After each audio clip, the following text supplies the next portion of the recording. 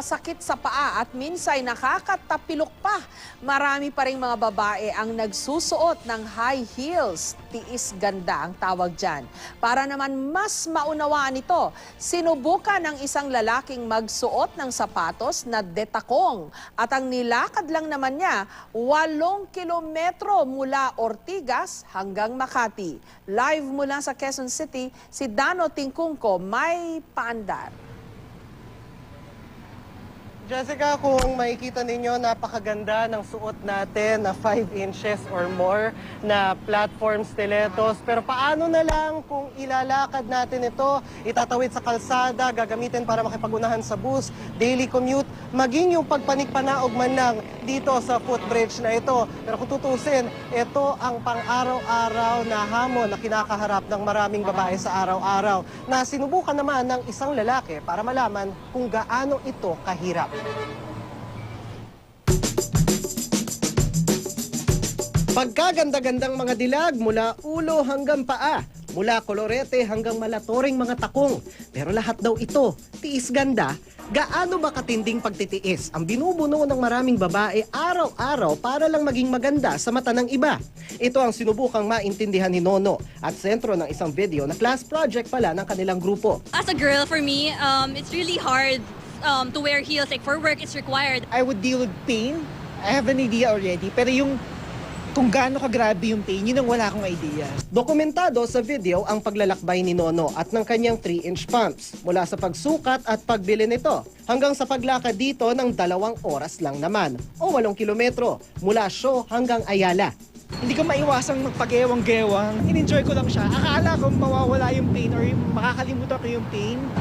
Pero actually, mas naramdaman ko pa yung sakit, yung piltos. Kasi by that time na nasa Makati ako, nararamdaman ko yung mga piltos ko. Ang sakit-sakit na niya. Sa haba ng nilakad niya, gastado ang takong ng kanyang sapatos. Naging viral naman ang kanilang video sa social media. Kapalit ng kanyang alay lakad, 500 piso. Sandosen ang palto sa paa at bagong pangunawa sa katagang tiis ganda. It's actually just appreciating what women do, just so they can look good or feel better about themselves and make me have a guy literally go into her shoes and try it for himself. Marami na ang ganito mga eksperimento ng mga lalaki para maintindihan ang pinagdaraanan ng mga babae. At sa Marikina City, taunang highlight ang Tour de Takong, mga barakong tumatakbong naka-high heels. Pero nagtanong-tanong kami mula sa mga babae mismo, gaano nga ba kasi kahirap magsuot ng takong? Sa 10 pares ng sapatos na meron na, ilan doon ang naipos? Wala po. Hindi naman sa heels yung nagpapaganda. Ayon sa Gabriela Women's Party List, wala naman talagang masama sa pagsusuot ng high heels. Yan ay kung gusto at nagagandahan dito ang nagsusuot. Nagiging problema lang ito kung sapilitan na ang pagsusuot, sa trabaho man o para maging katanggap-tanggap sa iba. Hindi na lang isang pares ng sapatos na masakit sa paa ang takong, kundi representasyon ng dami ng kailangang pagdaanan ng isang babae sa isang lipunang pumapabor pa rin daw sa kalalakihan. They cause back pains.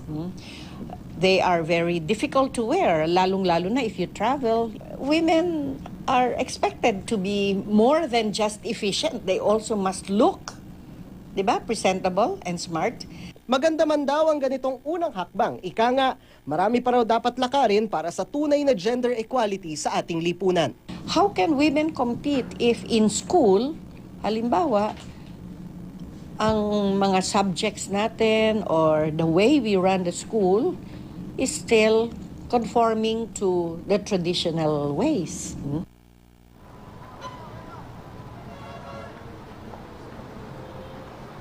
Jessica, katulad ni Nono, sinubukan din nating mag-high heels, katulad nga nitong stilettos na suot ko.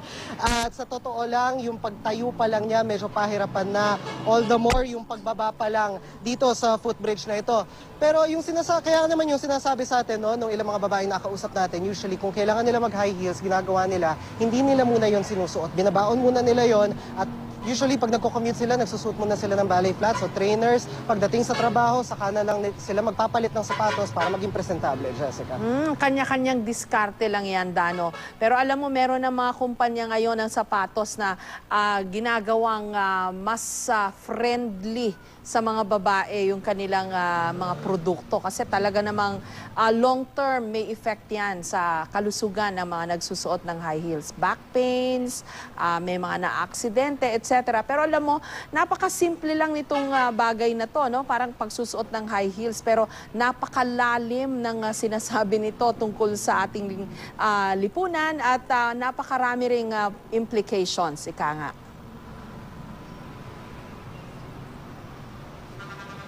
Correct, Jessica, no? Kasi kung sinasabi naman, no, lahat naman tayo expected na maging presentable sa ating mga kinakaharap. Kung hindi man yan sa trabaho and social situations. Pero sa realidad ng ating lipunan na basically pabor pa rin sa mga lalaki, no? Women are expected to do more, to basically do more, and yung katagang tiis ganda. Maraming kailangan gawin ng isang babae para masabi na presentable siya, maganda siya, katanggap-tanggap siya sa mata ng iba. Na kung tutuusin, dapat daw, sabi nga ng Gabriela Women's Party List, no, dapat ang sukatan ng galing ng isang tao ay yung pagiging efficient niya. Walang kinalaman dito ang kasuotan o ang panlabas na anyo. Lalo-lalo na yung mga masasakit na sapatos katulad nito mga takong, Jessica.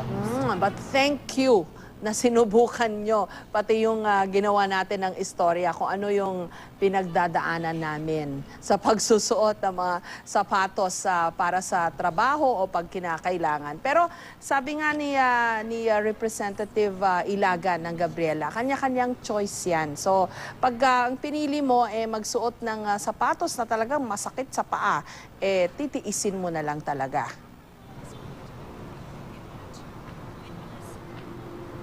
Correct. Wala naman daw kaso ang high heels. If you like it, kung gusto mo siya, kung nag-a-appeal siya sa'yo, go ahead. We are a democratic country. We can do anything we want. Pero nagkakaroon ng problema lang yan kung halimbawa ang iyong ginagalawang lipunan, napipilitan ka na isuot yung mga ganitong klaseng sapatos para, bukod sa matanggap sa trabaho, kung nasa trabaho ka na, ma-promote, yun ang problema, Jessica. Hindi ko na patatagalin pa yung pagtitiis dyan sa suot mong ilang inches na high heels. Maraming salamat sa'yo, Dano Tingkungko, at sa iyong paandar.